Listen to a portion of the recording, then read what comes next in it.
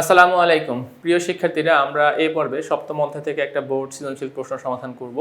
তো তাহলে চলো আমরা আমাদের উদ্দীপকের যে প্রশ্ন উদ্দীপকের যে কন্টেন্ট সমূহ আছে সেগুলো একটু দেখে নেই এবং সেখান থেকে কি কি প্রশ্ন চাওয়া হচ্ছে সেগুলো থেকেও অ্যান্সার করার ট্রাই করি। তো আমরা দেখতে পাচ্ছি যে HCl এবং ম্যাগনেসিয়াম হাইড্রোক্সাইড, তাহলে আমরা HCl এর H হচ্ছে পজিটিভ, Cl হচ্ছে নেগেটিভ। আর আমরা যদি ম্যাগনেসিয়ামের হাইড্রোক্সাইড কথা চিন্তা করি তাহলে ম্যাগনেসিয়াম হচ্ছে 2+, আর OH মূলক হচ্ছে মাইনাস। তাহলে দেখো এই Cl যাবে কোথায়? ম্যাগনেসিয়ামের কাছে, গিয়ে কি উৎপন্ন করলো? Magnesium chloride.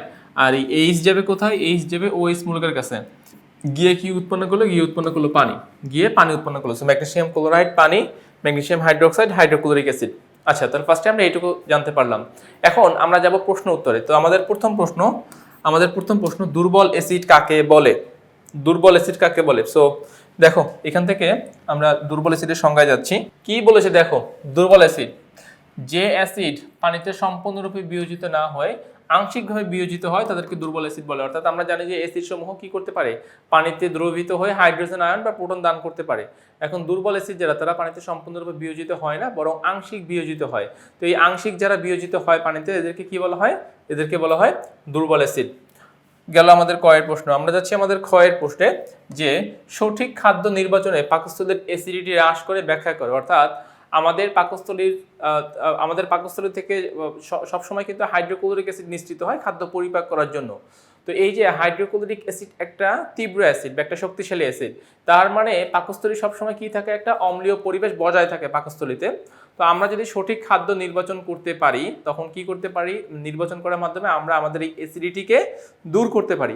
তো এখন এখানে সেই প্রশ্নে বলতেছে যে সঠিক খাদ্য নির্বাচন পাকস্থলীর অ্যাসিডিটি হ্রাস করে। এখন আসো এখান থেকে তাহলে আমরা এখন কি কি পয়েন্ট নিয়ে আসতে পারি এই প্রশ্নের অ্যান্সারে।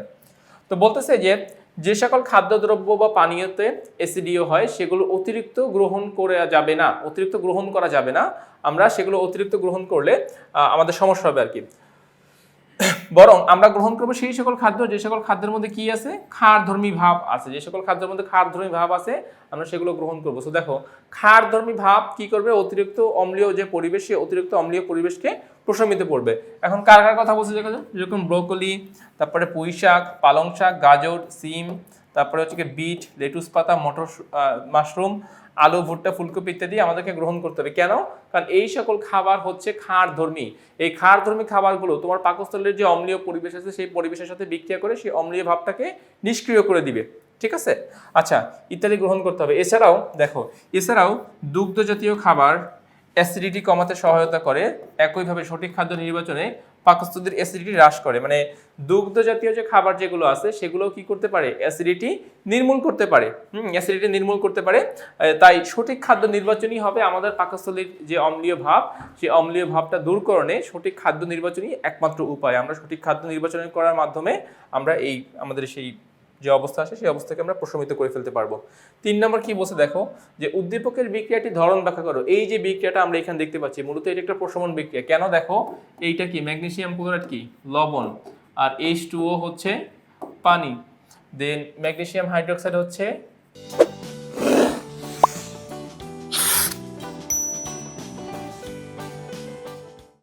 ক্ষার, আর HCl হচ্ছে কি?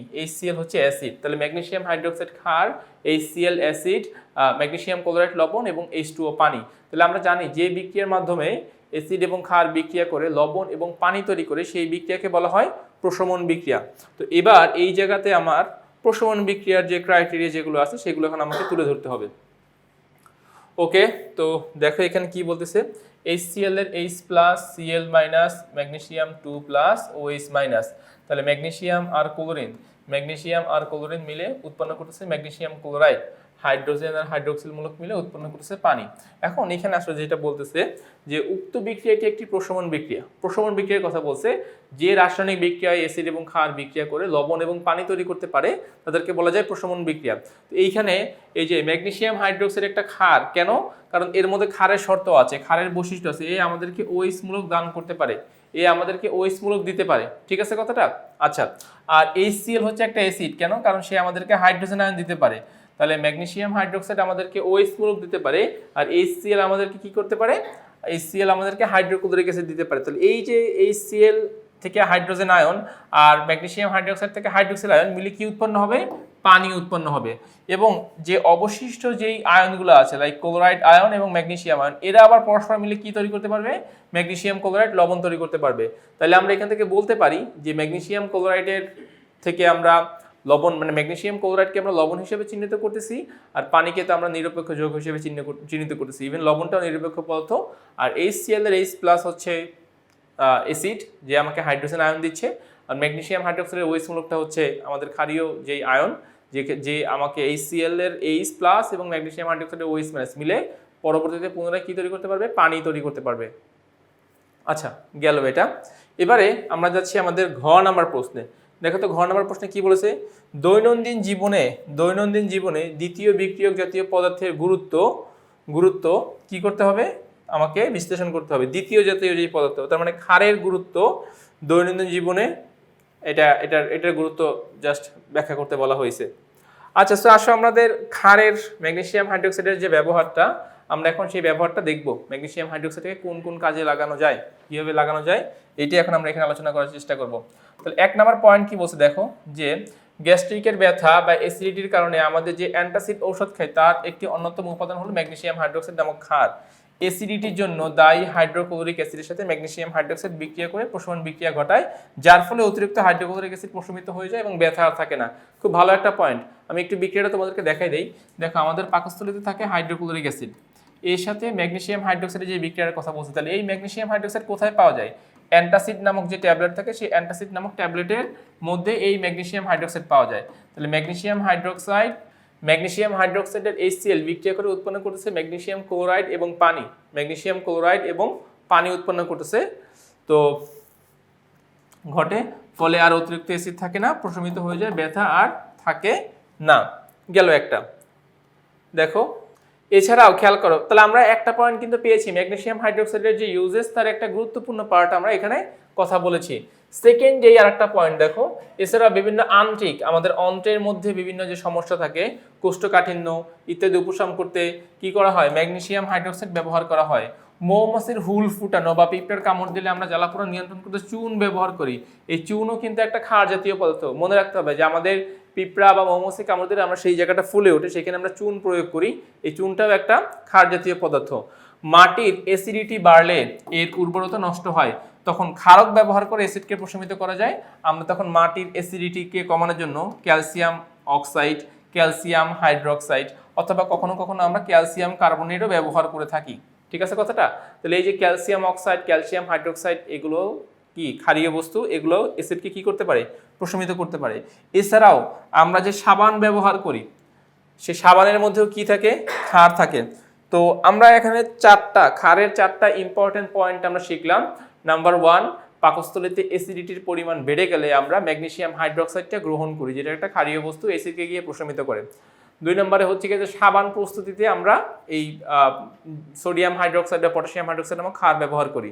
নাম্বার 2।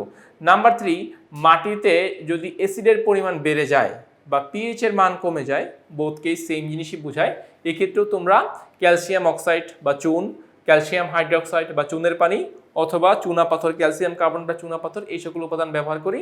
এটাও একটা ক্ষারীয়, মানে সবগুলো হচ্ছে ক্ষারীয় উপাদান। নাম্বার 3। নাম্বার 4, আমাদের যে কোষ্ঠকাঠিন্য সহ আমাদের আন্ত্রিক যে সমস্যাগুলো হয়, অর্থাৎ খাদ্য পরিপাক বা খাদ্য হজমে যে সমস্যাগুলো হয়, সেক্ষেত্রেও আমরা কি করতে পারি বলতো, সেক্ষেত্রেও আমরা ম্যাগনেসিয়াম হাইড্রোক্সাইডের ব্যবহার করতে পারি। এছাড়াও আরো একটা পয়েন্ট বলছে যে মৌমাছি যেখানে হুল ফুটায় সেই জায়গাতেও কি করতে পারি আমরা, অ্যাসিডের যে দ্রবণটা, মানে ক্ষারের যে দ্রবণটা প্রস্তুত করে সেখানে আমরা দিয়ে দিলে সেই জ্বালাটা কি হয়ে যায়, আস্তে আস্তে নিরাময় হয়ে যায়। তো এই যে ক্ষারের যে ডিফারেন্ট টাইপস অফ ইউজেস, এগুলো আমাকে আসলে ব্যাখ্যা করতে হবে এক্সামে। আমাকে এই প্রশ্নে এইটাই জানতে চেয়েছিল। তো আশা করতেছি তোমরা এই সৃজনশীল অংশটুকু প্রপারলি বুঝতে পেরেছো। আমরা ক, খ, গ, ঘ 4টা প্রশ্ন ছিল, 4টা প্রশ্নের অ্যান্সার আমরা সঠিকভাবে কমপ্লিট করে ফেললাম। তো আজ এই পর্যন্তই, নতুন পর্বে আবার দেখা হচ্ছে। ততক্ষণ সবাই ভালো থাকো, সুস্থ থাকো, আল্লাহ হাফেজ।